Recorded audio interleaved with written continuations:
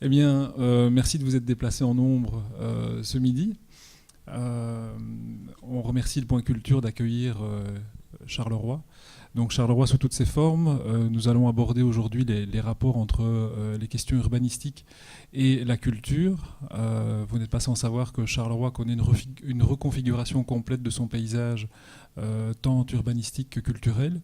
Et nous avons deux invités de poids ce midi.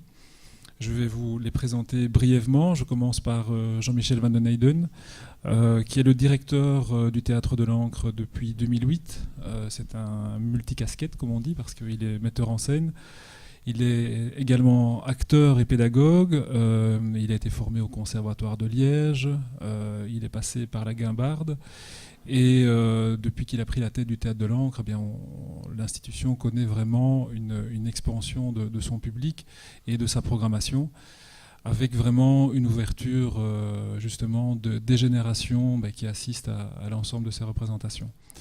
À ma gauche, Georgios Melis, qui est le Baumeister de la ville de Charleroi. Il nous expliquera en détail ce qu'est ce rôle. En deux mots, Georgios a été fondateur et toujours de partie prenante dans le bureau Réservoir A, le bureau d'architecture. Et il a déjà une expérience assez internationale, avec notamment une collaboration active avec Zaha Hadid à Londres, et notamment aussi le bureau Forster et Partners.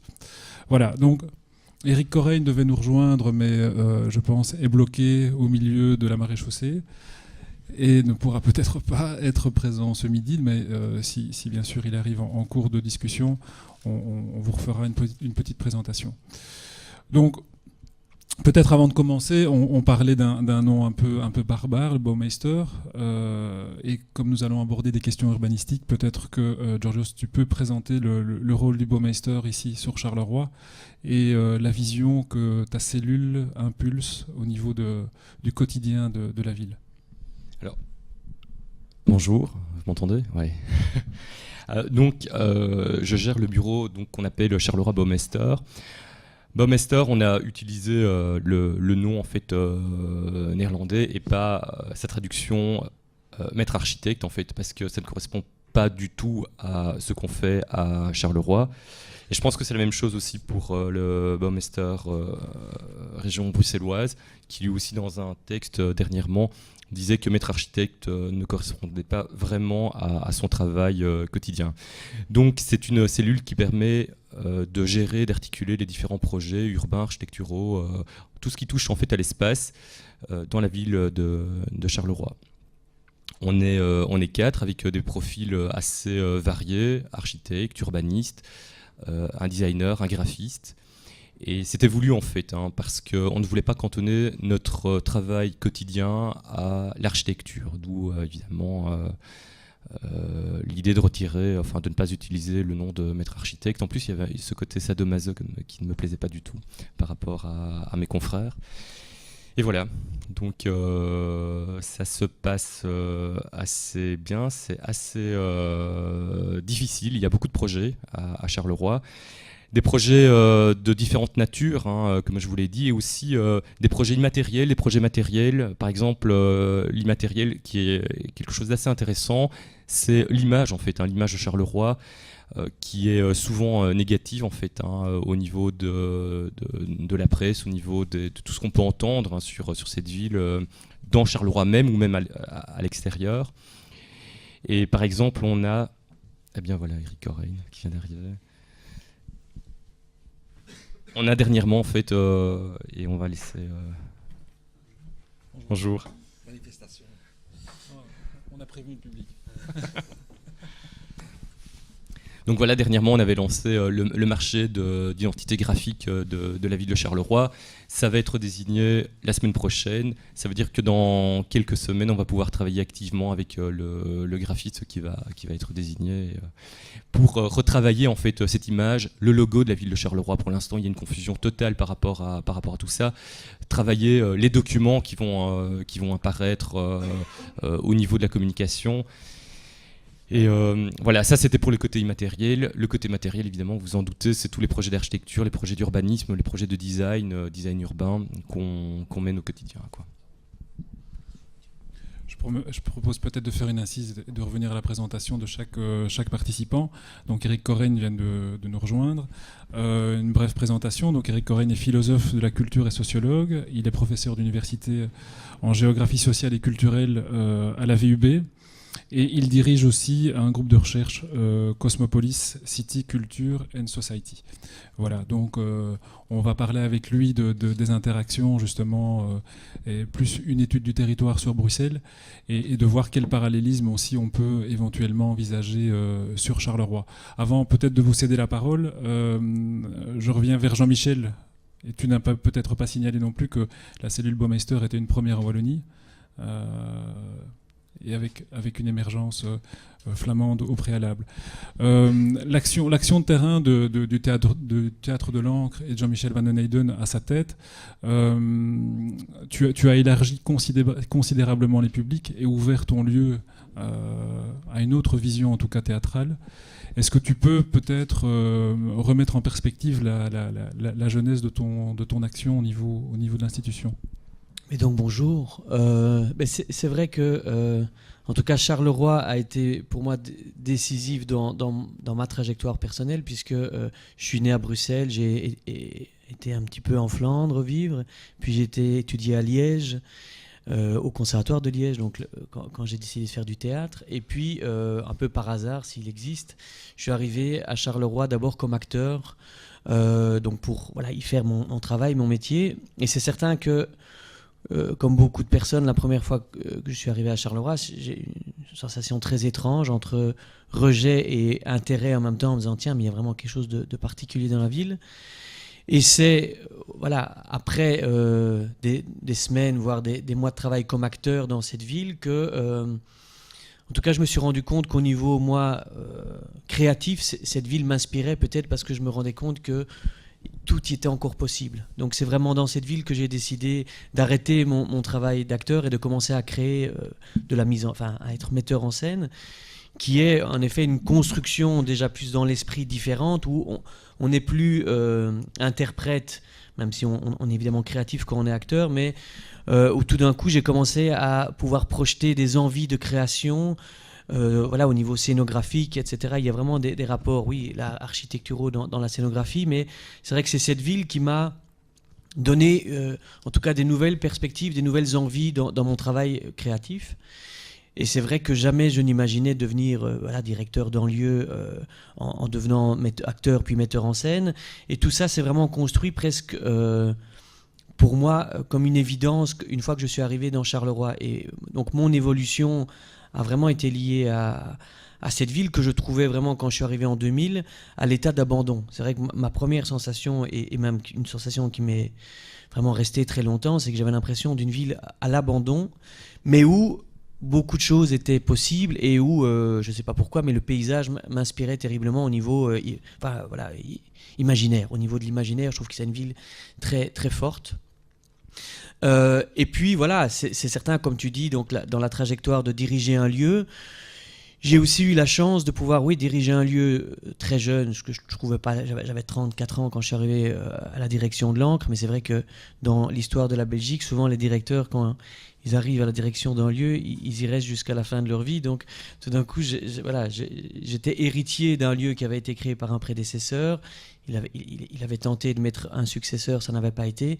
Et donc j'arrivais un peu comme la dernière chance, parce que pour beaucoup, beaucoup de gens me laissaient 2 ans de survie, et puis j'allais disparaître avec le théâtre, et c'était la fin d'une histoire artistique wallonne, puisque petite salle, un public qui vieillissait avec son père fondateur. Donc ça a été la possibilité pour moi d'oser la révolution au sens pas sanglant du terme, mais en tout cas de se dire ici il faut de toute façon changer, donc osons y aller à fond, je dirais. Et ça a été la possibilité de vraiment mettre en œuvre certainement une utopie, mais à laquelle je croyais profondément. C'était une ouverture maximale sur les propositions, sur le lieu aussi, qui était quand même beaucoup un lieu de passage, et même si c'était un lieu qu'on appelait théâtre de création, le théâtre était souvent créé à Bruxelles et puis passait par Charleroi. il y avait eu quelques créations, le lieu était quand même vieux depuis 40 ans, donc il y avait eu quelques créations, mais c'est vrai que depuis quelques années, ça devenait juste un lieu de passage, et l'idée était vraiment de remettre la création au centre du lieu et de l'activité, et donc d'utiliser aussi tous les espaces disponibles. Pour ceux qui connaissent l'Ancre, c'est un vieux garage avec des maisons annexées à côté, donc d'ouvrir des squats artistiques qui ne sont pas encore des résidences, mais de pouvoir loger les artistes sur place, et tout ça a été possible malgré beaucoup d'obstacles, mais voilà, tout ça a été, je crois, possible aussi parce que la ville nécessitait quelque part des véritables changements, révolutions, et le public a été attentif à ce qui s'est passé, mais malgré tout, ça a pris 6 ans pour se dire maintenant on est arrivé à une pleine évolution du projet au niveau des générations qui se retrouvent, etc. Mais là, je peux pas développer tout le projet artistique, mais je dirais vraiment que le projet a aussi été possible parce que c'était Charleroi à cette époque-là.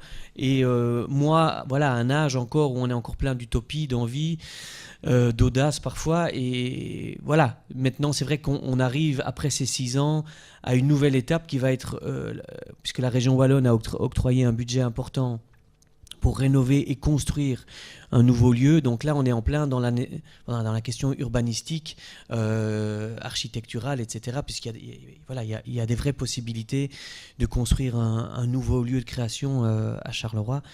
Et j'en suis le plus heureux des hommes. Voilà. Merci. Éric Coraine, vous êtes un penseur polymorphe. Et ici, Jean-Michel a parlé un peu de son action. Vous avez beaucoup réfléchi sur la mixité des publics, l'urbanité, le rapport justement d'intégration entre toutes ces composantes. Est-ce que vous pouvez résumer brièvement aussi votre action et votre réflexion? Et puis peut-être, on parlait maintenant d'infrastructures, on en viendra par la suite, mais aussi votre action notamment avec le KVS sur Bruxelles. Oui, alors disons, ma réflexion commence à partir de l'étude de la mondialisation. Tout le monde est d'accord qu'il y a une mondialisation, c'est un concept d'ailleurs employé pour tout et partout, mais disons que on est d'accord que la vie humaine se joue sur des plus grandes échelles et que donc la connectivité qui ordonne notre vie quotidienne n'est plus locale ni même nationale, est plus grand que les frontières, disons, qui ont été conçues au 19e et 20e siècle.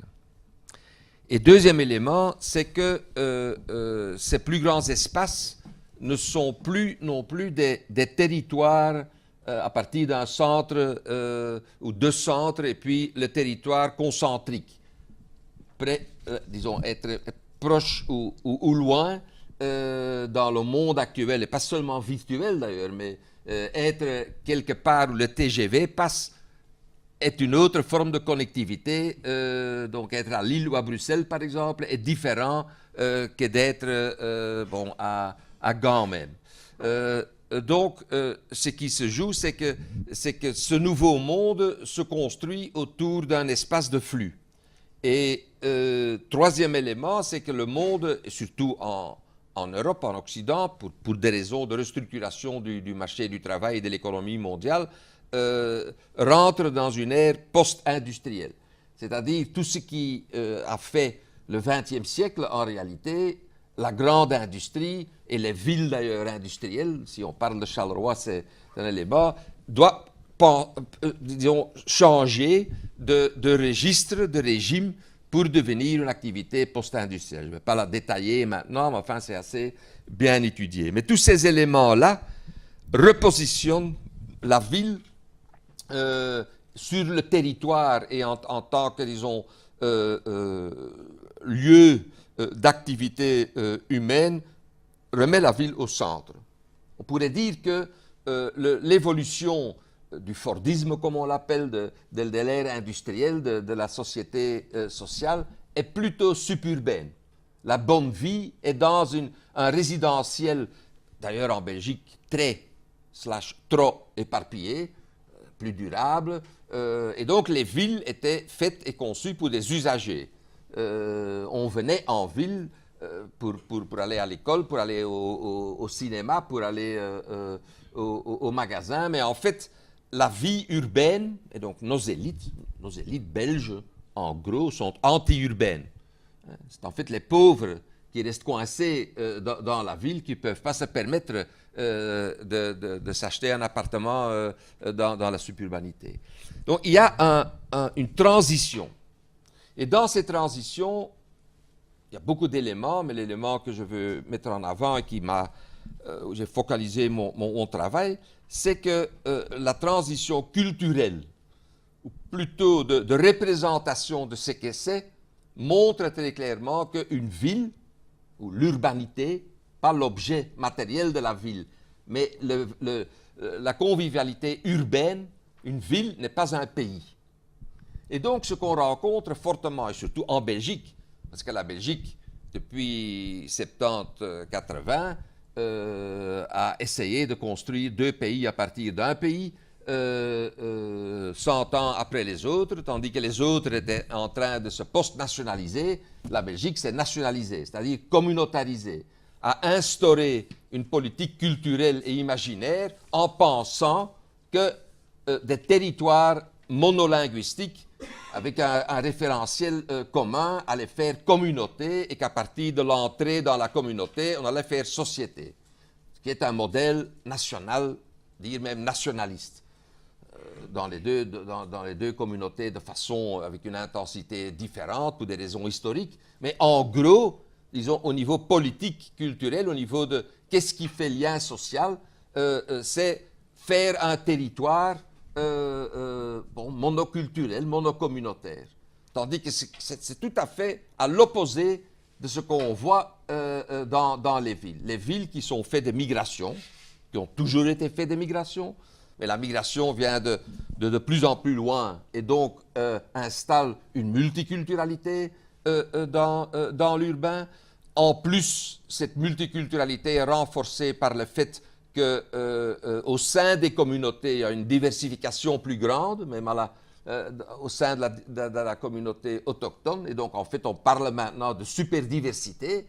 Et donc, faire de la culture ou de l'art ou penser une programmation qui, en lien avec faire société, est un tout autre programme, en fait, que de faire le répertoire communautaire qui fait référence pour les nouveaux arrivants et les nouvelles générations. Et donc, penser une culture urbaine est foncièrement, je pense, penser une culture post-nationale. Comment peut-on vivre ensemble sans partager l'identité, sans partager la tradition, sans partager même la langue.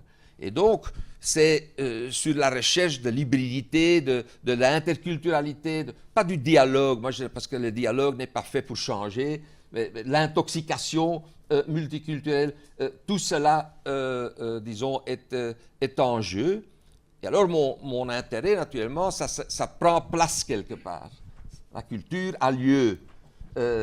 Et là, on voit, et là, on est en communication aussi, c'est-à-dire la transition d'une ville fordiste, industrielle, à une ville post-industrielle, post-moderne, etc., implique beaucoup de choses au niveau de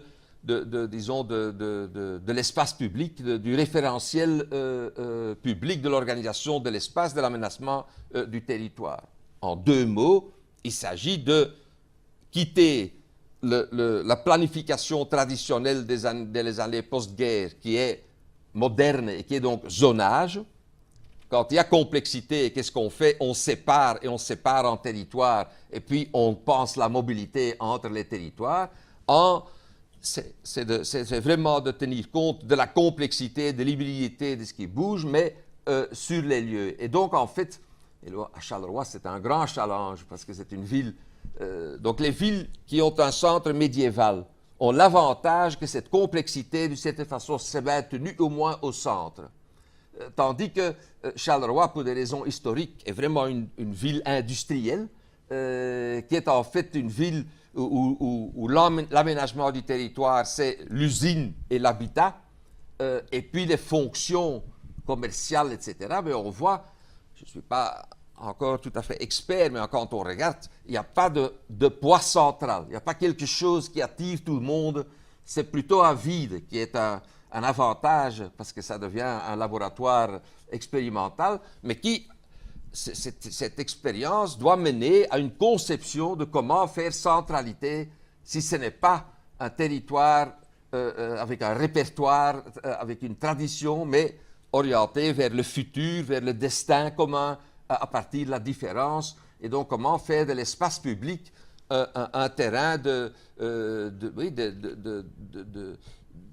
construire un savoir-vivre sur base de la différence et pas sur base de l'identité déjà donnée.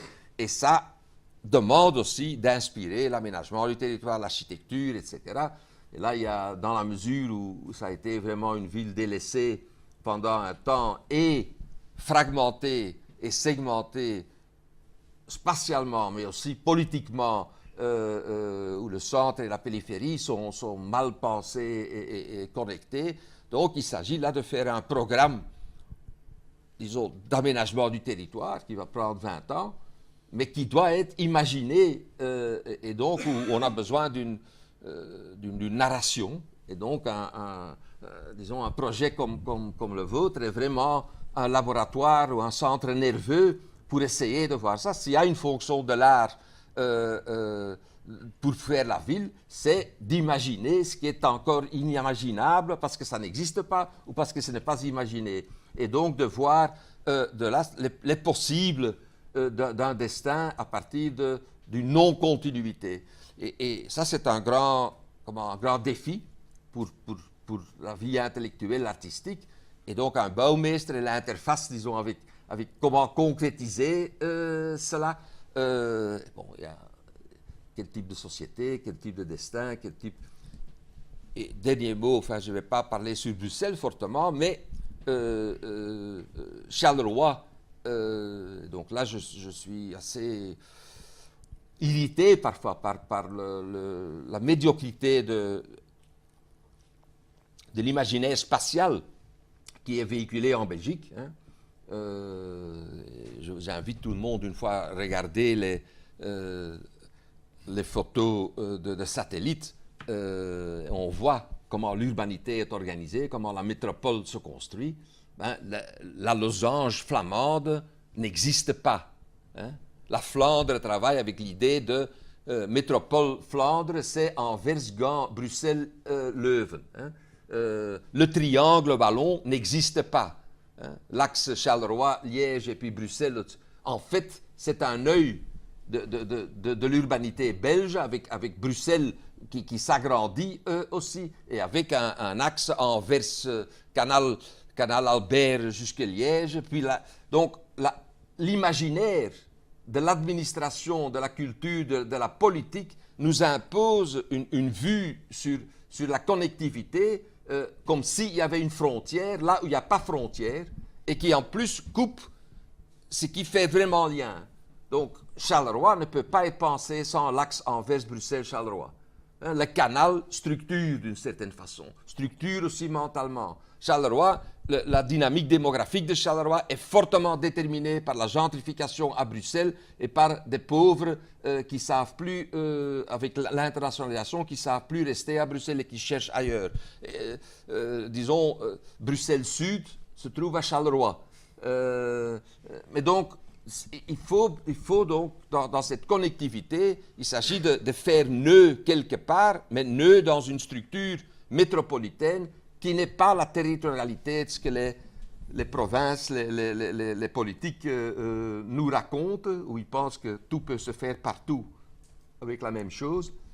Mais donc, il faut penser, je pense, la culture et le référentiel dans une spatialité qui est la vraie spatialité actuellement et qui devient de plus en plus urbaine et métropolitaine. Votre réflexion va susciter différents rebonds. Avant peut-être de parler aussi de...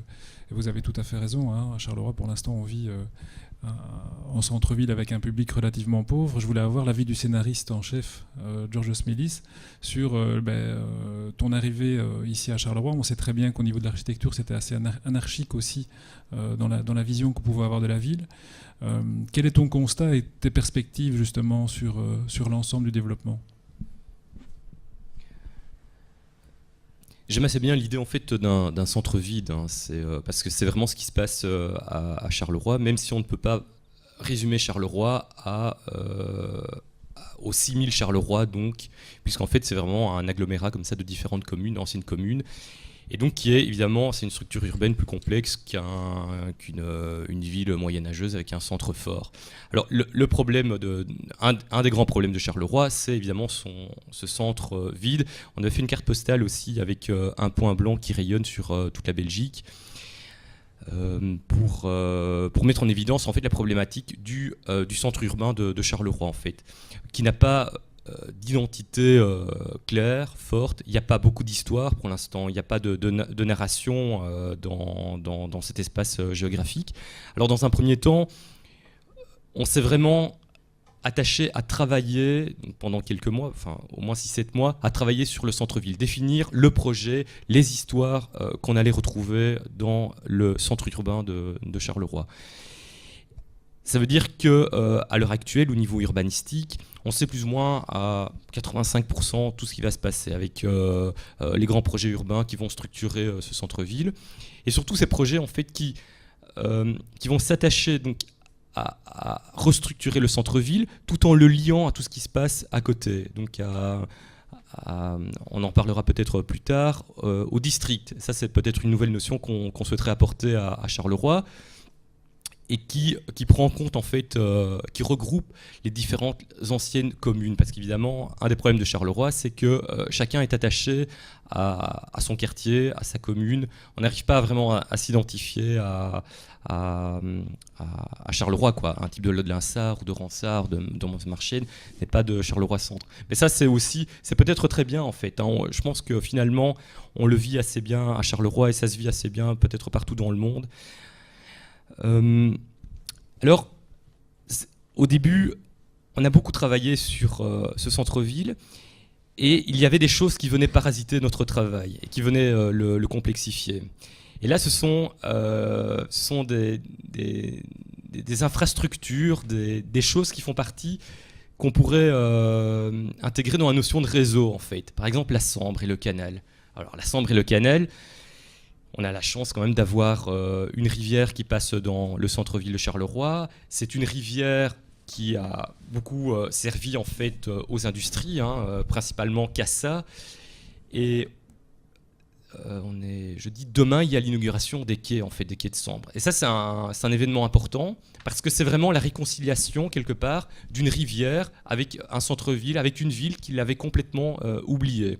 Les infrastructures, les industries, par contre, ne l'avaient pas du tout oublié, quoi, cette Sambre qui a été canalisée pour des raisons évidentes techniques, quoi, pour faire passer des péniches correctement, le plus rapidement possible, faire aller à Anvers, à Paris, un peu partout, quoi. Et donc, on a ces nouveaux éléments qui viennent parasiter, qui viennent rajouter de la complexité, et donc à notre réflexion sur la ville. Donc la Sambre. Et quand on regarde la Sambre, évidemment, ce qui nous intéresse dans la Sambre, c'est pas que le morceau qui passe dans Charleroi, c'est ce qui se passe un peu plus loin à l'est et à l'ouest. Et là, donc, on essaye maintenant de ne pas travailler Charleroi que par rapport à sa centralité, mais par rapport aussi maintenant à des nouvelles lignes de force qui sont structurelles, quoi, au niveau urbanistique. Comme par exemple le fameux projet de la gare du Sud, qui vient en fait recomposer cette ville basse qui est en cours de reconstruction actuellement, et qui ne prenait pas du tout en compte, par exemple, la Sambre, une rivière. On a quand même une chance incroyable d'avoir une rivière qui passe dans la ville et on ne l'utilise pas. Et donc là, on est en train de voir mais comment composer avec l'eau, avec la Sambre. Plus loin, on retrouve la Porte Ouest. Et quand on parle de la Porte Ouest, donc tout le monde...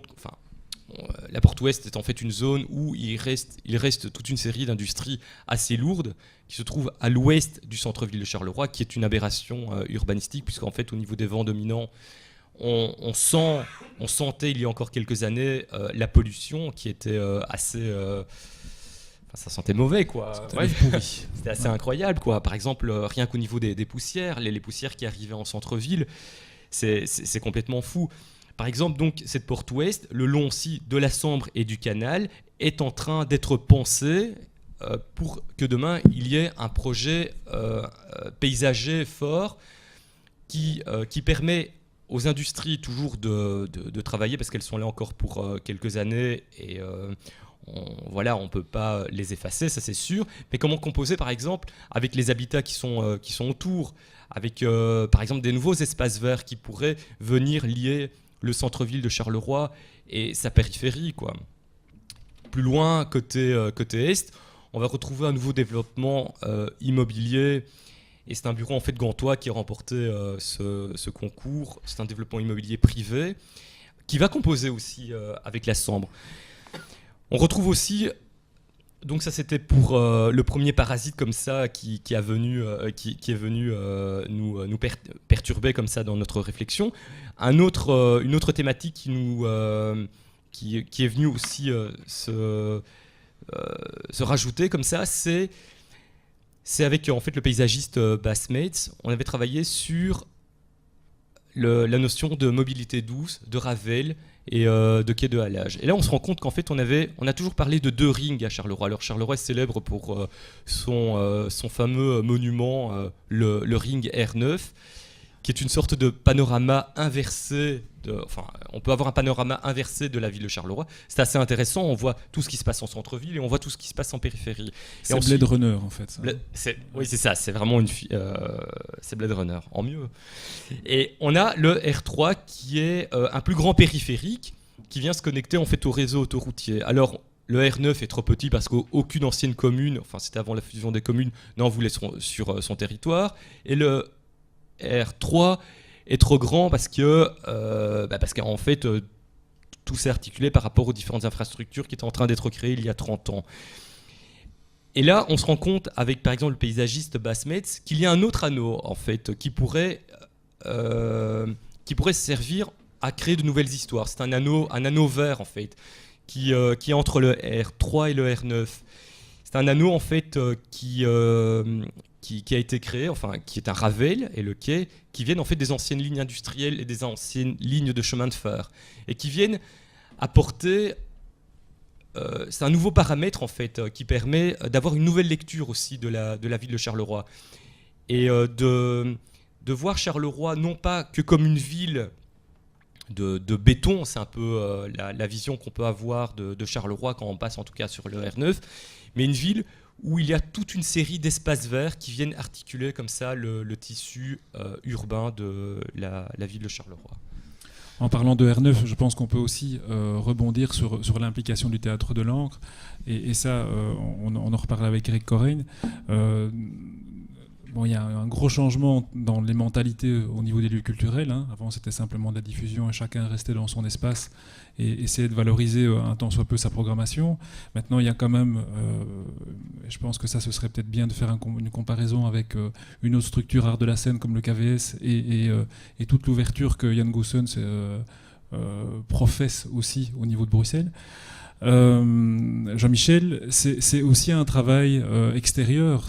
On parlera peut-être aussi des publics, mais la vision que tu as au niveau du lieu, parce que c'est vrai que la rue de Montigny à Charleroi n'est peut-être pas l'endroit le plus glamour de la ville. Et ce que tu en fais par rapport justement à cette réappropriation d'un espace architectural un peu ingrat, comment tu l'entrevois ? Mais c'est toujours réussir à utiliser ces points positifs. Et c'est clair que pour ceux qui connaissent le théâtre de l'Ancre, le point le plus positif, c'est certainement ces jardins, puisque c'était des anciennes maisons qui ont été rachetées. Donc il y a un jardin énorme au centre-ville. Et à la fois contourner les points négatifs qui est effectivement son étroitesse des lieux. Donc c'est un théâtre de petite taille au point de départ, c'est une salle de 100 places, un plateau qui est très petit, 6,80 mètres d'ouverture, 9 mètres de profondeur. Donc tout de suite a été pour moi aussi nécessaire de faire rentrer un maximum de personnes dans le lieu et en créant l'attrait, parce que je crois que on va dire que les nouveaux lieux de culte, malgré tout, où la population, où les citoyens peuvent se retrouver, sont les lieux de culture. Donc réussir à ce qu'il y ait, on va dire, des moments d'entrée du public, donc des moments parfois festifs, effectivement, qui font découvrir le lieu aux personnes. Et à côté de ça, de sortir des murs. Et donc, effectivement, par rapport au ring qui est à un jet de pierre, c'était réussir le pari de se dire mais on va réussir à reconfigurer ce ring qui peut paraître laid quand on passe devant tous les jours. C'est souvent l'endroit un peu de débauche dans des bagnoles la nuit pour certains, où on va jeter ces vieux déchets. Et tout d'un coup, c'était de dire mais on va célébrer le ring avec un partenaire artistique qui est les Dirty Monitors, qui sont un peu les rois du mapping au niveau international même. Et donc c'était de réussir à amener le maximum de personnes en dessous du ring la nuit et de faire une fête avec une reconfiguration visuelle, puisque les Dirty avaient fait du mapping sur le ring, et donc tout ce ring reprenait vie. Et ça a été un moment quelque part symbolique, mais où tout d'un coup, les Carolos se rendaient compte que la ville pouvait aussi très vite reprendre une autre image, une autre allure, et qu'elle n'attendait qu'il ne restait au Carolo que de se la réapproprier, je dirais.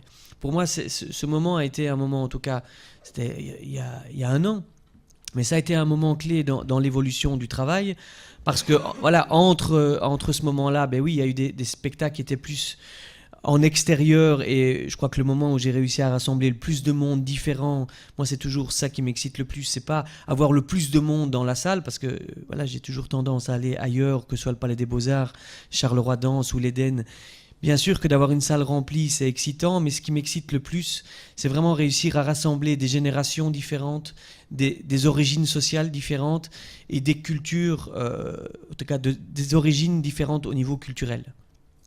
Et donc c'est clair qu'en réussissant à jouer sur le parking du Palais des Beaux-Arts, où on avait les abonnés du Palais des Beaux-Arts qui venaient, on faisait une parade avant d'arriver au lieu de représentation, donc on avait tous les enfants des rues, les Roms qui nous suivaient, et même les gens qui sont un peu les errants, on va dire, de la ville, qui suivaient la parade et qui venaient voir le spectacle. Pour certains qui sont revenus le voir 3-4 fois, c'était vraiment... Là, tu parles de Garouma, là. Garouma, ouais. C'était un spectacle vraiment de rue, mais c'est pas du théâtre de rue, c'était vraiment un spectacle qui se passait sur la place publique, un peu comme au Moyen-Âge.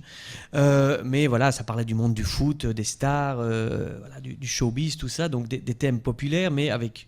C'était un auteur hollandais, Ad de Bond, qui est très engagé sur aussi le côté urbain, travail sur la jeunesse. Et donc, c'est plus des moments comme ça où, pour moi, en même temps, l'art prend aussi possession de l'urbain, de la ville, et devient un acteur clé entre les citoyens qui se rencontrent et la culture, qui est, on va dire, le point central, mais avec la possibilité de faire vivre énormément de choses et de valoriser toujours. Moi, ce qui m'intéresse aussi, c'est de réussir à valoriser les actions individuelles à travers la culture, que ce soit le talent, quand c'est... je travaille avec un slammer de Charleroi, Mochelan, et tout d'un coup d'utiliser son talent, son écriture pour faire un spectacle qui parle de Charleroi, c'était pour moi aussi la même chose, de se dire tiens, c'est un jeune qui essaye de se construire en tant qu'artiste, qui essaye de se construire en tant qu'individu, et de voir comment on réussit à utiliser les points forts d'une ville pour en parler, pour redonner aux gens l'envie d'y vivre. Quelque part, c'est ça pour moi le lien qui m'intéresse le plus dans la culture et dans l'urbain. Éric Oren, je sens que vous allez vous intéresser de plus en plus à Charleroi, mais je vais revenir un peu sur votre parcours sur Bruxelles. Et ce que je disais était significatif au niveau des opérateurs arts de la scène, donc AVS Théâtre Flamand, qui veut vraiment s'ouvrir de plus en plus à toutes les communautés. Charleroi est une région unilingue, même s'il y a une grosse mixité aussi d'origine. Bruxelles, capitale européenne, bilingue. Moi, je voulais savoir aussi quel était aussi le poids politique par rapport à tout ça. Est-ce que le politique était aussi sensible au fait qu'il puisse y avoir une rencontre des publics? Ici, sur Charleroi, on n'a pas encore de gentrification. Je crois qu'on n'y est pas encore, mais j'espère qu'elle n'arrivera pas trop et qu'on pourra justement mixer l'ensemble des populations. Mais comment vous avez entrevu, au-delà simplement de la réflexion, la mise en pratique d'une certaine idée de la culture sur Bruxelles et de son accessibilité, de son partage?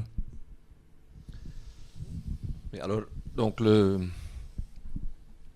cas du KVS fait partie d'un basculement, disons, du champ ou des champs bruxellois depuis 15 ans. Bruxelles 2000 est en fait un point, et peut-être le moment est devenu d'ailleurs à Bruxelles, ce qui se fait d'un peu faire le bilan, parce qu'on voit que, enfin, on peut continuer à des bonnes choses, mais on voit qu'il y a quand même aussi à réfléchir sur où est-ce qu'on est, et est-ce qu'on est là où on veut être.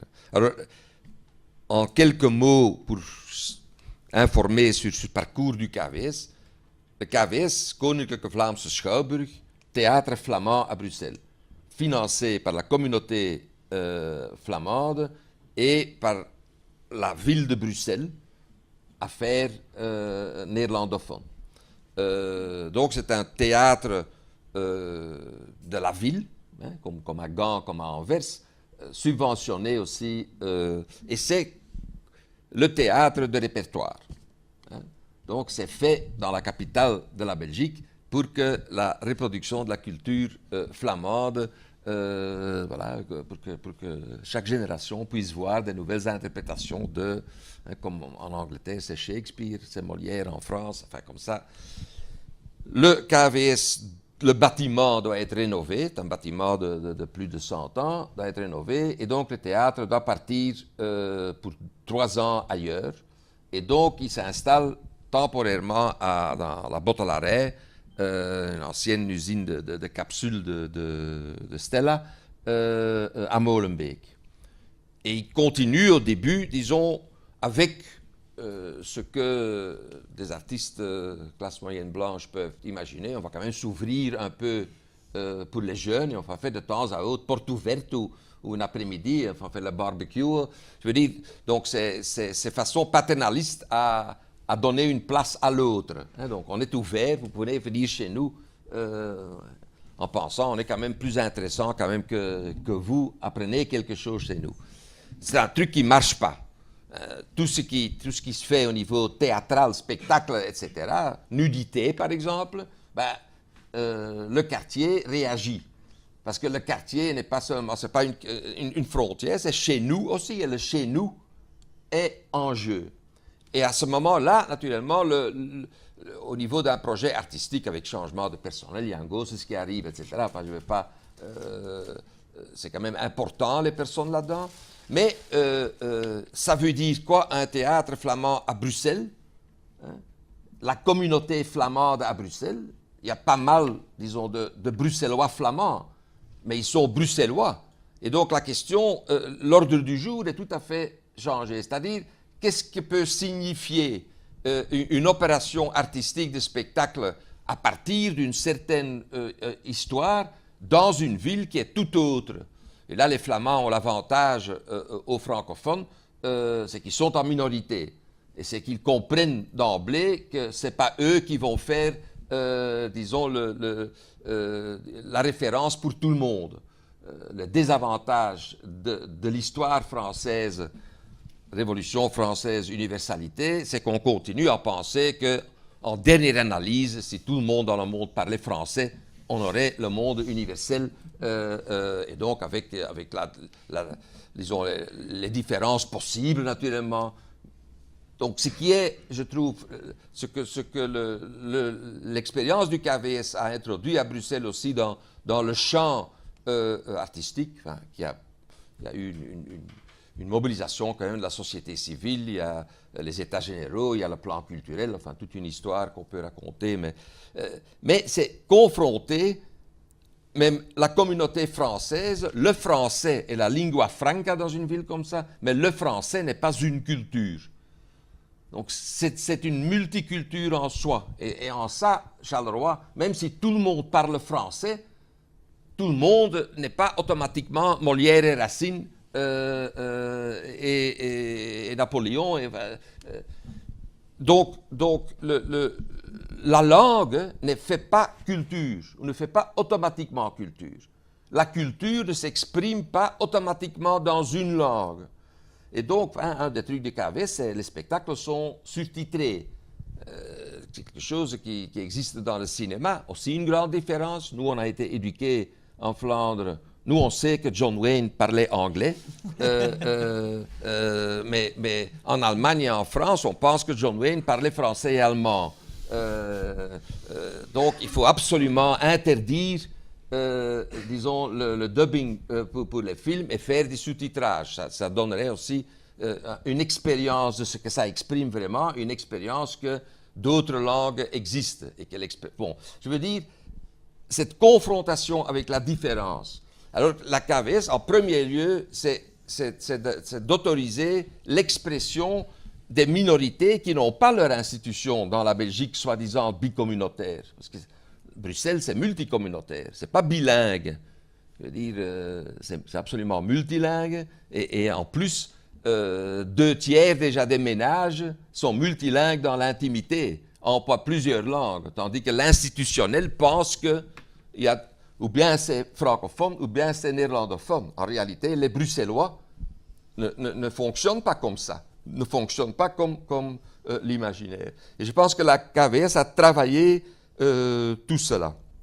Un élément très intéressant qui est absolument important pour l'ADN, c'est que réussir cela n'est pas seulement devenir un théâtre urbain à Bruxelles, mais en même temps de connecter avec d'autres référentiels traditionnels. Et donc, ils ont travaillé immédiatement le Congo, ils ont travaillé immédiatement aussi Palestine, Moyen-Orient, qui à Bruxelles est une question domestique. Hein. Je veux dire, c'est la politique intérieure qui, dans la majorité, dans la zone du canal, n'est pas intéressée à la scission de Bruxelles à Vilvoorde, est intéressée au mur en Israël. Et nous, on n'en parle pas comme si ça nous intéressait. Donc, faire ce travail et apporter cela et là-bas et ici, comme, disons, prendre place dans le monde, est absolument vital pour décentrer en réalité cette approche de faire de la culture dans la continuité traditionnelle, nationale, historique, mais décentrer et au niveau du déplacement physique et au niveau du référentiel. Et alors maintenant, naturellement, le KVS a fait assez de succès, la salle est pleine, c'est un public très mixte, il y a d'autres activités qui s'y font. Dernière expérience, que j'ai collaboré la dernière année avec cette expérience Toc Toc Knock. Pendant 1 an, la nouvelle production s'est faite parce que naturellement l'implication de tout ça, c'est que les pièces ne sont pas écrites. Il ne s'agit pas de mettre en scène ce qui existe déjà. Il s'agit de produire ce qui n'existe pas encore et qui peut jouer cet intermédiaire. C'est de le faire en ville et en sitôt. Donc, ils ont fait Toc Toc Knock, qui est des petits festivals, en fait, en 3 endroits, Cité Moderne, Saint-Josse et puis le quartier européen, et en faisant travailler 6 mois en amont des artistes et des créateurs dans ces territoires. Et le festival était qu'est-ce qui peut émerger de la lecture, disons, de ce territoire-là. Bon, il y a un bilan critique à faire aussi. Entre nous, ça aurait pu être mieux, mais c'est quand même des façons de faire où c'est pas seulement la création, mettre la création dans l'espace public, mais de faire créer l'espace public ou de faire parler l'espace public ou le quartier pour le montrer à d'autres. Et donc, en réalité, le cité modèle à côté de l'Atomium est devenu, pendant ces 10 jours, donc le tout Bruxelles devait venir là. D'ailleurs, un des éléments critiques à essayer de comprendre, c'est que ça a fonctionné beaucoup plus pour le public mondain régional, en fait, que de mobiliser le quartier. Donc il y a là cette tension à bien suivre. Mais donc, le secteur de l'art à Bruxelles, en général, est confronté avec l'urbain. Certains ont vraiment pris l'option de prendre cela comme référence et comme inspiration pour la programmation. Beaucoup plus dans le secteur néerlandophone, Kai Théâtre, etc., pour une raison très simple. Je dis toujours, ils ont de l'argent pour 300 000 Bruxellois, il n'y a pas 300 000 Flamands. Et donc, pour travailler avec leurs moyens, ils s'orientent pour un public beaucoup plus large. Dans le milieu, disons, francophone, il y a les deux.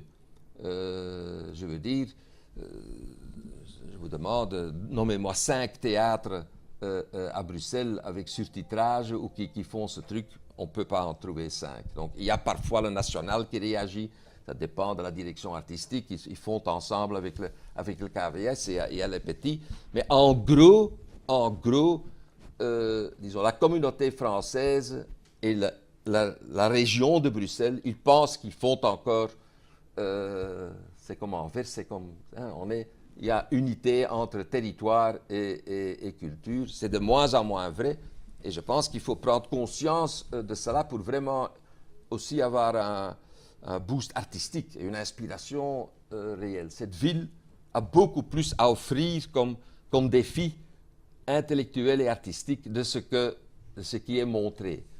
Et pour cela, il faut vraiment se frotter à la ville comme autre chose que la communauté. Et ça se passe, enfin, c'est un truc qui bouge, qui n'est pas facile avec l'organisation institutionnelle, qui bouge très peu en réalité, et donc qui reste, ce qui se fait maintenant dans le milieu, c'est une réflexion sur le plafond de verre que chacun rencontre, parce que en fin de compte, le KVS continue à rester le théâtre flamand à Bruxelles, avec Jan Goossens, et c'est très bien, mais en fin de compte, le débat sur ce que doit être le KVS se fait au Parlement flamand, le conflit est avec la politique culturelle flamande, la région ou la communauté française dit très bien, on y va maintenant aussi, et c'est surtitré, mais c'est l'autre, et donc pour faire Bruxelles, il faudrait mélanger quand même un peu plus. Avant de revenir à la reconquête urbanistique avec Georgios, je voulais juste avoir le point de vue de Jean-Michel, parce que vous parliez, Eric Correin, de personnes qui se sentaient un peu orphelins. Et je pense que le Théâtre de l'Ancre a pu, au fil des ans, drainer pas mal d'orphelins culturels, notamment au niveau des jeunes, qui ne se retrouvaient pas dans toute une série de programmations, et qui a pu l'ouvrir de manière beaucoup plus large à un certain tempérament, à un certain public. Et avant de rebondir aussi sur la modification structurelle de la plupart des opérateurs culturels Carolo, je voulais avoir ton avis justement, ne fût-ce qu'avec Kix, avec l'adaptation de textes comme Les Villes Tentaculaires de Verhaeren aussi, qui sont remis au goût du jour et qui sont beaucoup plus contemporains et parlent plus à toute une série de personnes. Comment toi, tu entrevois les choses, parce que c'est très prégnant. C'est toujours évidemment la question du budget qu'on a pour faire ça, parce que c'est un travail de fourmi, réussir des aventures comme voilà, le KVS a réussi, mais qui nécessite évidemment toujours les moyens, et voir les moyens dont on dispose pour réussir ce pari. C'est pour ça que je faisais un peu la provocation de dire que pour moi les lieux de culture sont souvent... sont devenus les nouveaux lieux de culte, mais avant c'était un peu l'église qui représentait l'endroit où les citoyens se retrouvaient, dialoguaient ensemble. On parle sérieusement d'économie sur la culture, en tout cas au niveau communauté française. Je trouverais bien que le culte devienne dans l'affaire privée, et peut-être de récupérer l'argent du culte pour le mettre dans la culture, parce que vraiment c'est pour moi le dernier endroit où on réussit à créer du lien entre les individus, et j'espère d'origine, de classes sociales différentes. Et malgré tout, je crois au dialogue, mais qui n'est pas institutionnalisé autour d'une table, mais de réussir à ce que les gens se parlent parce que on est vraiment dans un monde où de plus en plus les classes et les classifications sont très coupantes, et où le malheur d'une ville ou d'une cité, c'est que les gens ne se parlent plus, ne se rencontrent plus, que tout le monde reste fermé dans son monde, et que l'autre, il a qu'à ou se démerder, ou en tout cas pas venir dans mon monde le moins possible, parce que ce qu'il est me dérange, et j'ai pas envie d'être en lien avec lui. Donc c'est certain que voilà, un festival comme tu dis par exemple Kix, c'était de nouveau, il y a quand même toujours l'utopie dans la culture de réussir ce qui peut paraître impossible, ou en tout cas qui peut paraître peut-être dérisoire, mais de se dire tiens, on va parler de la jeunesse à la jeunesse, mais pas seulement. Donc le festival Kix, c'est un festival qu'on fait, une biennale, parce que c'est quand même un gros festival qui, pendant plus d'un mois, réunit le milieu associatif qui est très important à Charleroi, le milieu pédagogique, scolaire, et puis les artistes. Donc on crée des pièces. Ma première pièce que j'avais créée dans ce cadre-là, c'était de partir du récit de vie de quelqu'un qui à 17 ans avait fait sa grosse bêtise puisqu'il avait, dans un braquage foireux, tué quelqu'un, et ça va lui coûter 20 ans de sa vie, puisqu'il va passer 20 ans en prison, donc 4 ans en isolement. Et donc j'avais entendu parler cette personne, et je trouvais son expérience de vie utile à faire entendre à un maximum de gens, aux jeunes, mais pas seulement. Et donc le Festival Kix est un peu né sur une volonté de parler de la jeunesse, et parfois des dérapages, des chutes, et de réussir à ce que dans la ville, on prenne un moment pour écouter aussi la jeunesse d'aujourd'hui. C'est vrai que tu parlais de la compagnie La Guimbarde, mais c'était une compagnie jeune public avec laquelle je suis arrivé à Charleroi. Et au départ, souvent les artistes, tu fais du jeune public, genre c'est nul en fait. Genre tu travailles pour les jeunes, c'est que tu sais pas travailler pour les adultes. Et je trouvais ça violent parce que c'était tellement intéressant parfois par rapport au métier justement de théâtre pour adultes, où tu dois un peu faire juste ce qu'on te demande de faire le mieux possible, et de réussir à travailler pour les jeunes, avec les jeunes. Tu te rendais compte de comment ils voyaient le monde et de comment eux se situaient dans ce monde-là. Et donc le Festival Kix a été une ouverture à la jeunesse, mais donnée à voir au monde adulte. Et voilà, c'est vrai que la première année, c'était un petit truc qu'on a essayé de bricoler, mais où on a créé un homme debout, c'était il y a 6 ans, qui tourne toujours, là, qui est devenu pièce d'utilité publique. Qui va être surtitré. Qui va à Londres, puisque Amnesty International veut prendre le projet comme pièce exemplaire pour dénoncer la torture en prison. Ça n'avait pas du tout été créé comme ça au départ. C'était vraiment parler du récit de vie de quelqu'un et essayer de faire entendre ça à la collectivité. Et bien sûr qu'il y avait derrière beaucoup de problématiques sur celle de la prison, entre autres, mais ce n'était pas le point central. Donc oui, ce type d'actions sont, pour moi en tout cas, importants par rapport à diriger un lieu, parce que tout d'un coup, ça donne du sens tant à mon équipe. On n'est pas nombreux, mais on a besoin aussi de se ressourcer et de se dire tiens, mais tout ça, ça a du sens, ce qu'on fait. Et puis de réussir à rassembler autour de la table 30 partenaires pédagogiques, culturels, associatifs.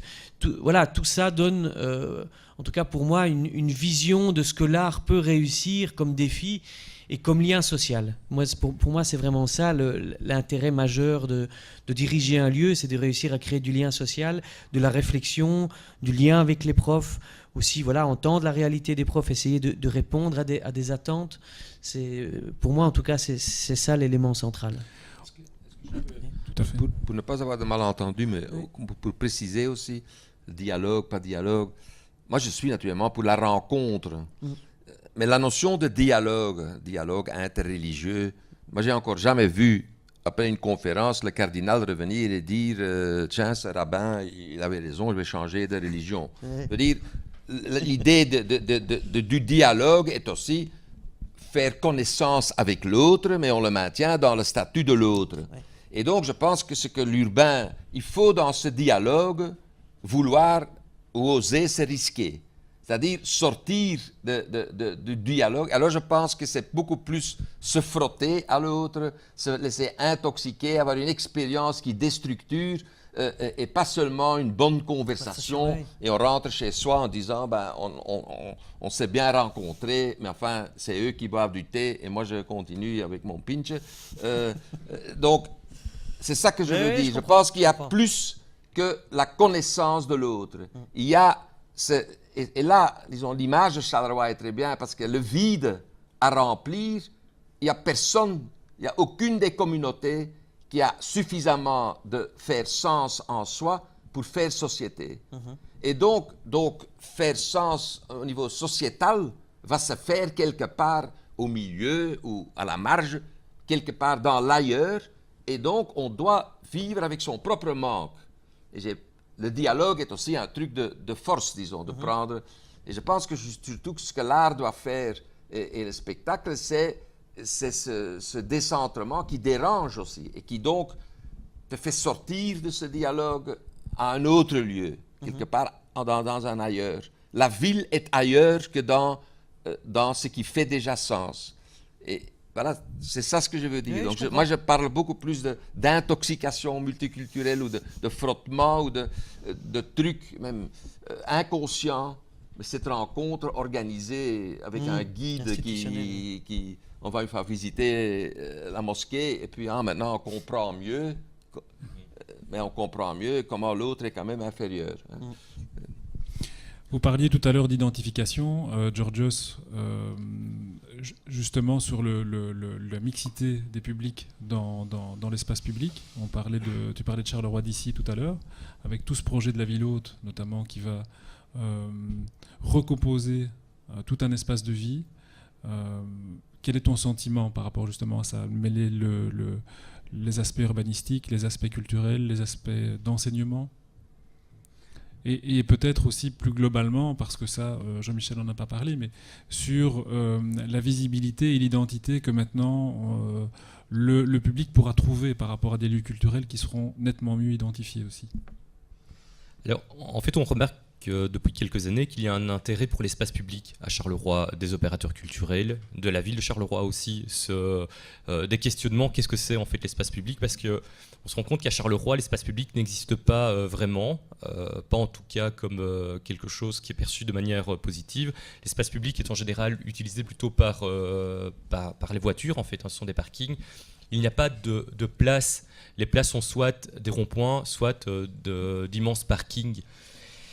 Et depuis donc quelques temps, il y a eu des expériences qui ont été menées par certains opérateurs culturels, dont ici l'Ancre, avec, par exemple, se réapproprier les dessous des infrastructures routières. Alors, ça a très bien marché, différents publics se sont frottés, et c'était la réalité. Il y avait le public de l'Ancre, il y avait... se sont intoxiqués. Oui, mais complètement. Il y avait la racaille de Charleroi qui était là aussi. Et c'était intéressant en fait d'avoir ces frottements, comme tu dis. Il y avait du monde, c'était aussi une entrée de centre urbain. Et avec toute une nouvelle scénographie, on se dit waouh, qu'est-ce qui se passe ici, c'est incroyable, on peut y aller. Peut-être que ça a très bien marché aussi comme événement, parce que ce lieu n'appartenait à personne ou à tout le monde en fait. Et donc c'était le lieu de tous les possibles, alors que il y a encore quelques temps, c'était le lieu de l'impossible en fait. C'était un lieu négatif. On remarque aussi que par exemple le centre culturel de l'Éden a envie de sortir de ses murs avec la réappropriation, ou la réappropriation de certains espaces qui ont aussi une perception négative, comme des parcovilles, qui n'ont jamais servi à rien à Charleroi, qu'on est en train de démolir, et donc avec un plaquage d'intervention artistique sur ces lieux. Et je ne suis pas un opérateur culturel, mais en tout cas, ce que je remarque, c'est que quand vous faites des événements à l'extérieur de vos murs, ce sont des événements qui sont assez riches, quoi, avec une population qu'on ne retrouve pas en fait à l'intérieur quand on va voir une pièce de théâtre ou un concert. Tout le monde se retrouve là, et quand on dit tout le monde, c'est même des gens qui n'entreront peut-être même jamais à l'intérieur de votre institution. Donc tous ces questionnements d'espace public des opérateurs culturels, comment on se réapproprie ces espaces, de la ville de Charleroi aussi. La ville de Charleroi n'avait pas forcément mené de réflexion sur son espace, en fait, un public, qu'est-ce que c'est, qu'est-ce qu'on veut faire. Et là, par exemple, il y a quelques mois, on vient de déposer ce fameux projet FEDER, en fait, qu'on appelle Charleroi d'ici. Volontairement, on l'a concentré sur un quartier, donc dans le centre-ville, dans le district nord-ouest, comme ça, le quartier nord-ouest du centre-ville, volontairement parce qu'on n'a pas voulu s'éparpiller encore une fois.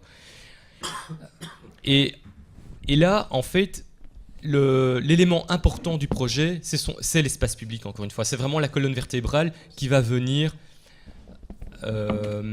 relier en fait les différentes institutions, faire dialoguer ou faire rencontrer en fait les différentes institutions à travers en fait un espace qui n'appartient à personne ou encore une fois à tout le monde. Et donc c'est un boulevard qui encore à l'heure actuelle sert plutôt de parking avec une fantastique drève qui n'est pas une drève, qui est encore un parking, qui va venir structurer en fait tout le nord du centre-ville de Charleroi avec de chaque côté, de part et d'autre en fait, de ce boulevard, des institutions en fait, importantes comme l'Éden, le Palais des Expositions, le Palais des Beaux-Arts, un nouveau centre de congrès, le BPS 22, la bibliothèque Solvay, l'Université du Travail.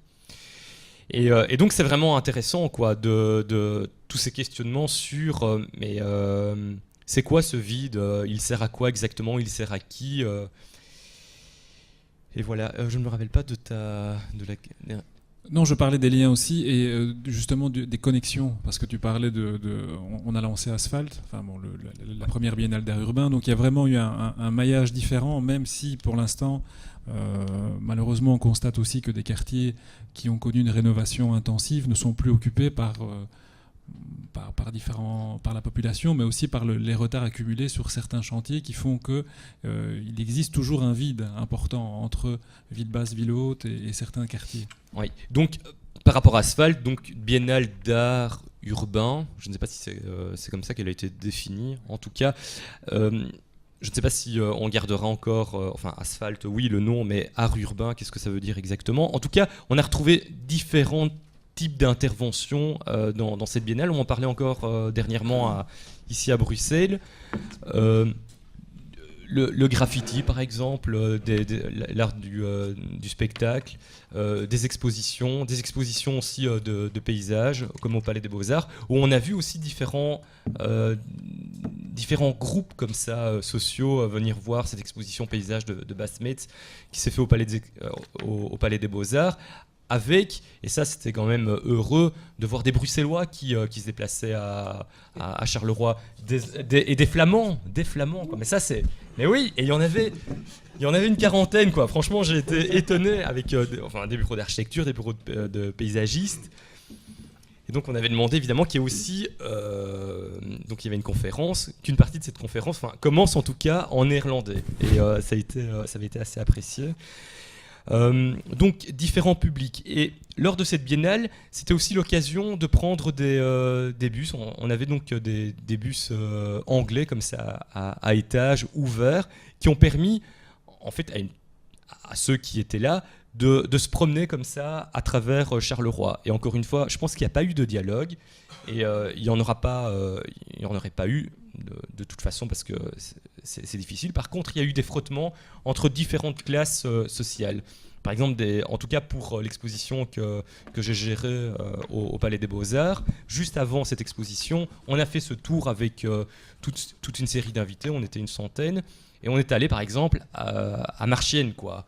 Donc Porte Ouest, voir en fait toute une série d'interventions graphiques de graffeurs qui sont intervenus sur des murs un peu partout dans la ville, sur des infrastructures qui sont vraiment appropriées à ces espaces, avec donc nos fameux Bruxellois flamands qui venaient voir tout ça, qui étaient franchement étonnés en fait du résultat, et aussi des espaces en fait de Charleroi, de la dureté de certains quartiers, mais comment on peut vivre là, quoi, qui vit là. Et donc, évidemment, de ces questionnements, de mieux comprendre aussi que, voilà, il y a une partie de la population qui habite dans des endroits qui ne sont pas forcément évidents, mais dans lesquels on peut retrouver en fait plein de points positifs.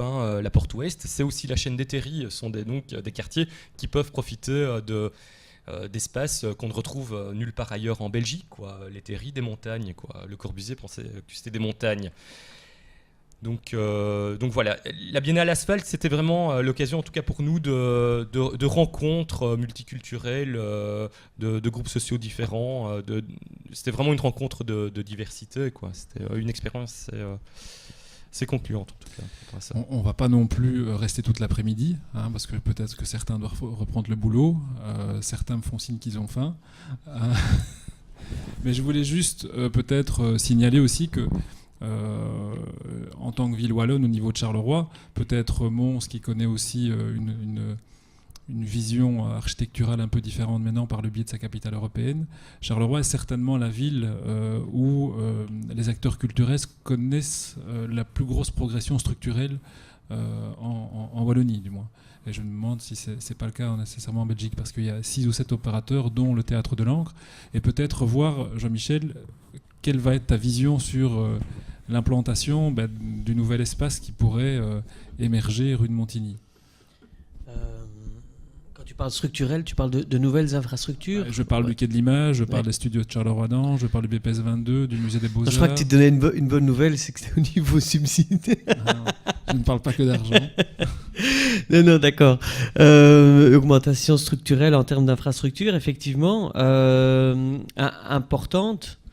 Puisque, effectivement, l'idée, c'est de passer, comme tu disais, en tout cas d'une salle de 100 places vers une salle de 300, 400, voire plus, avec l'envie d'être modulable au maximum et de ne pas être figé.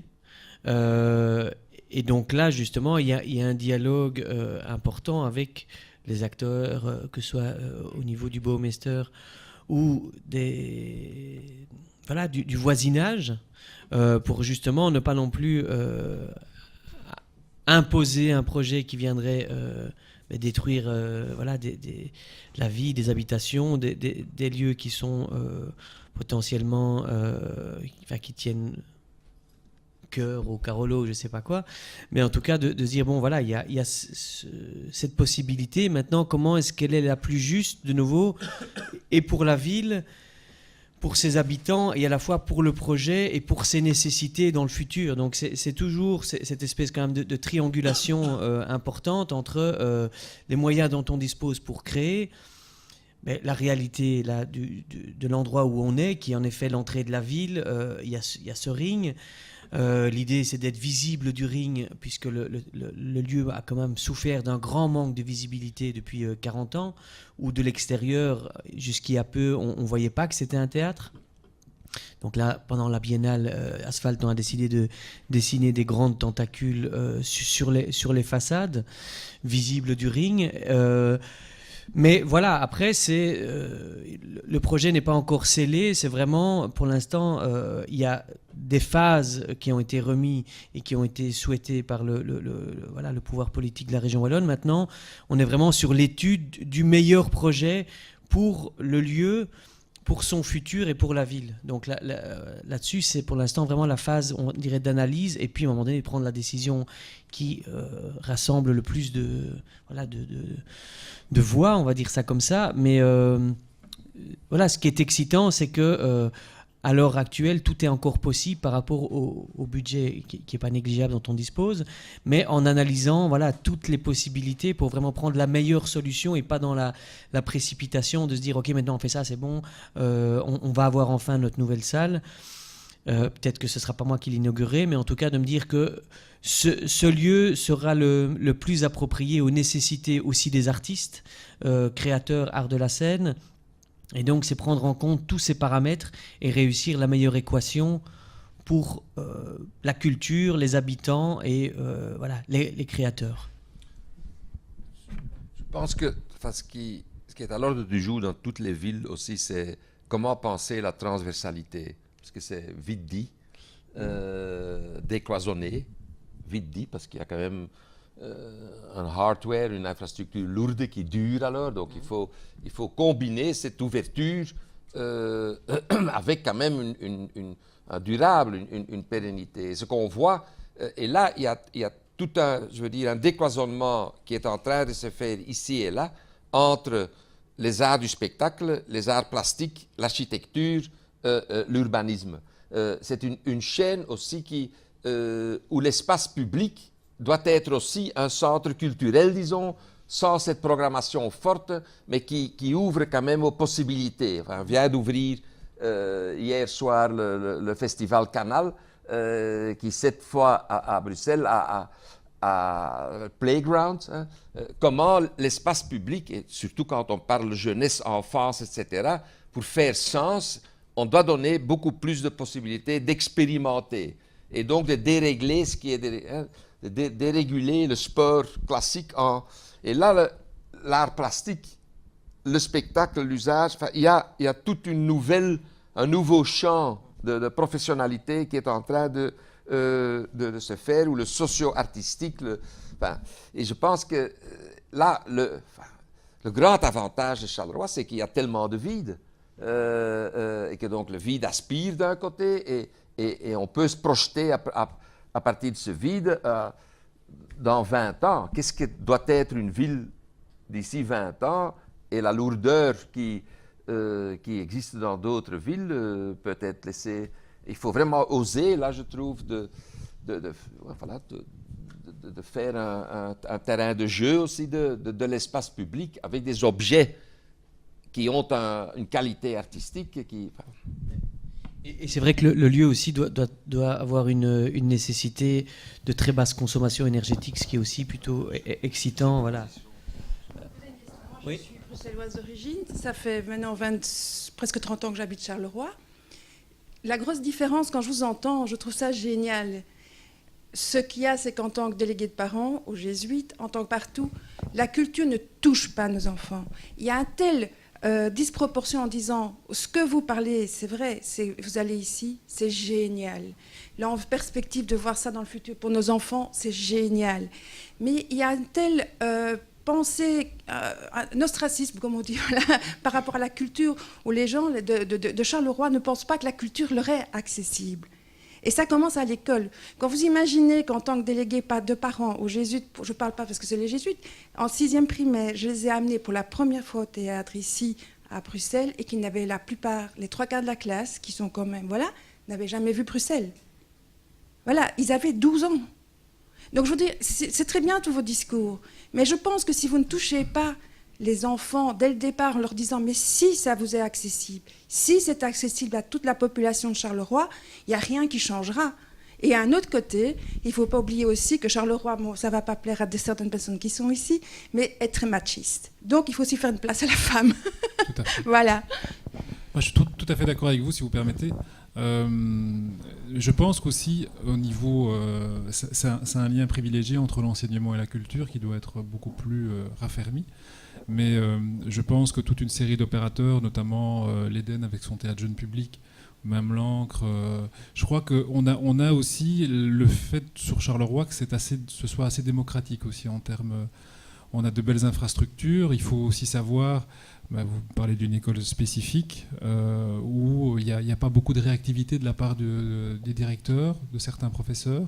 Je pense qu'on ne peut pas remettre tout sur le dos de la culture, mais qu'il y a aussi une dynamique et une perception positive qui doit être entamée aussi et réfléchie de la part de toute une série de personnes. Je suis déléguée médicale, donc je fréquente énormément de personnes, toutes les couches de la population. Je vois tant les femmes de ménage que les autres, et voilà. C'est vraiment cette peur de la culture. C'est pas pour moi qui est là.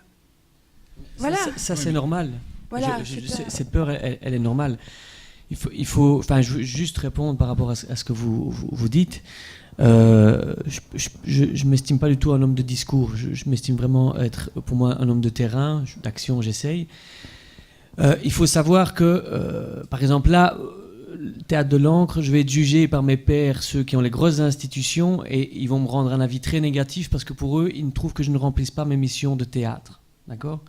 Donc tout ce que je fais comme les festivals, regard sur la jeunesse, mes actions sur la ville, tout ça pour eux, c'est pas du théâtre, donc l'avis va être négatif.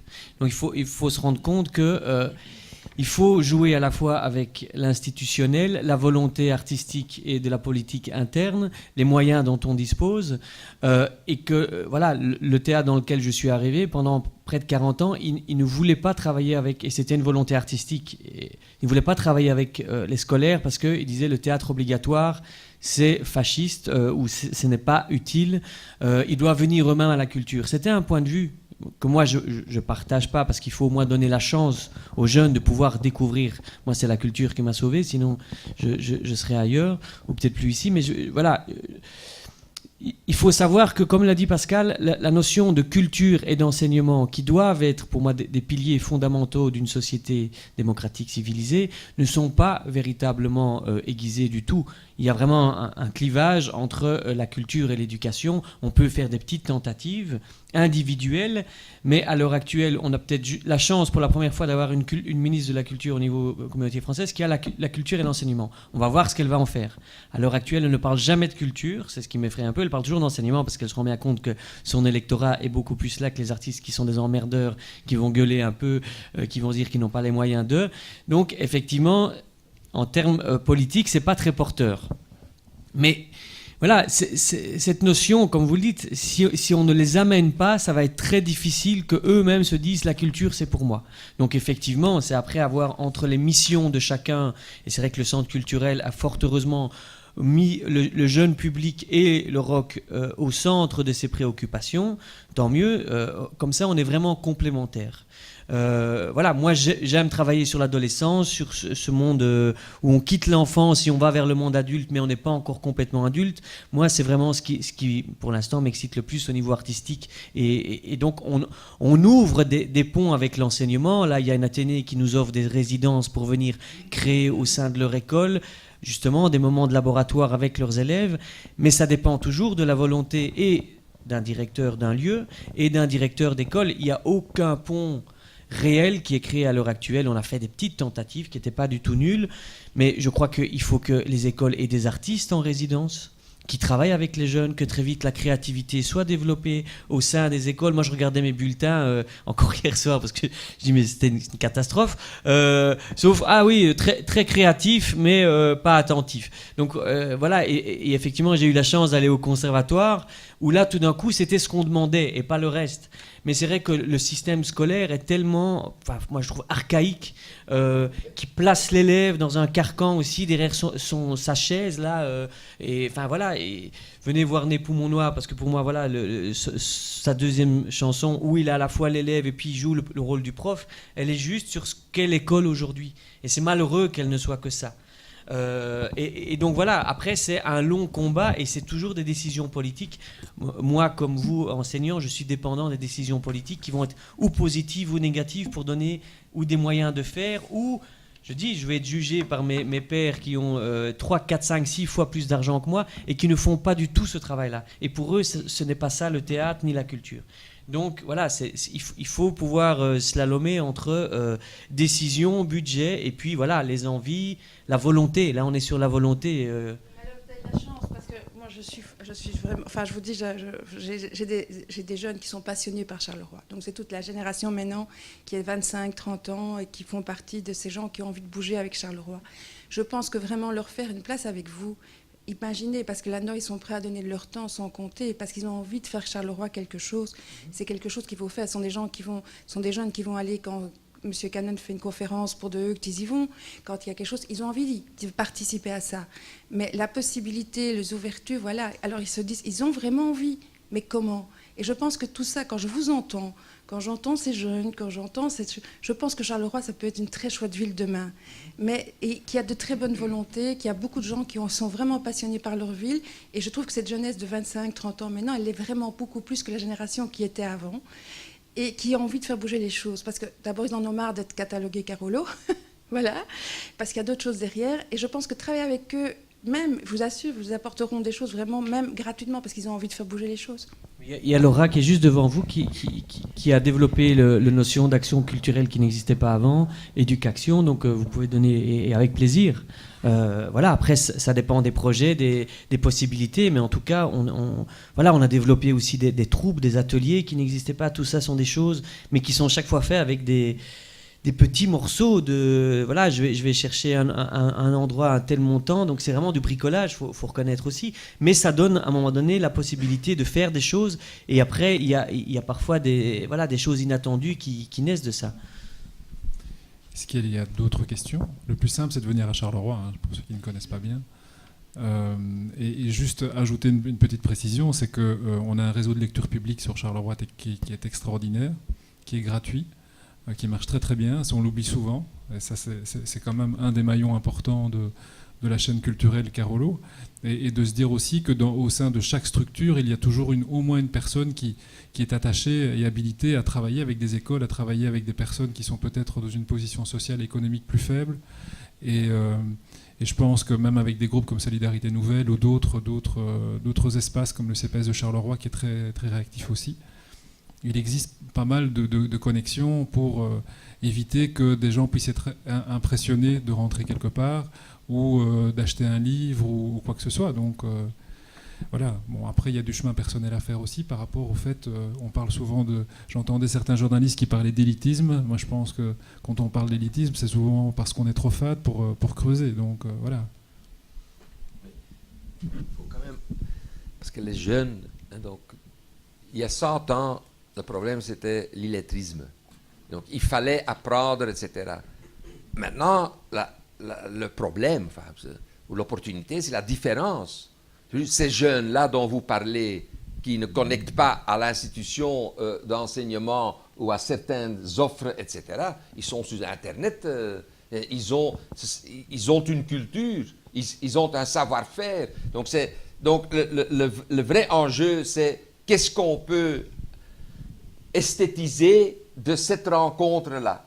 Ce n'est plus la question, asseyez-vous d'abord, je vais vous apprendre que 1 plus 1, c'est 2, et puis on parlera après. Il y a déjà un discours, il y a, disons, un capital culturel qui est là, qui n'est pas le capital culturel des superhumains qui dominent la société actuellement. Et donc la transition, justement, on gagne, on perd, ça dépend, mais l'enjeu, c'est de faire émerger, disons, ce capital culturel-là, d'un côté de l'esthétiser, disons, de le rendre mieux au niveau qualitatif et de le confronter à des critères intérieurs, et puis de le rendre à la société comme un signifiant qui peut fonctionner.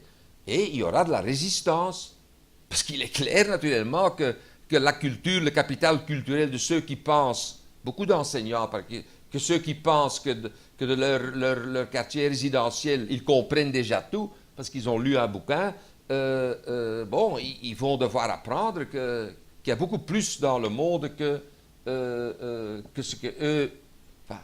la civilisation qu'ils ont atteint. Et donc là, c'est un enjeu. Moi, je pense vraiment qu'on est dans une transformation très profonde du monde. Et ou bien on s'y met, ou bien on résiste. Et donc ça va prendre encore 30 ans. L'avantage des vieux, c'est qu'ils meurent plus vite que les jeunes. Et donc, il y a un changement aussi.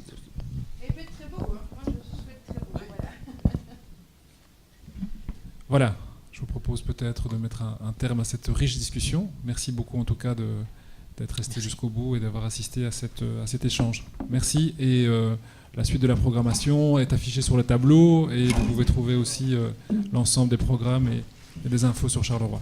Merci beaucoup.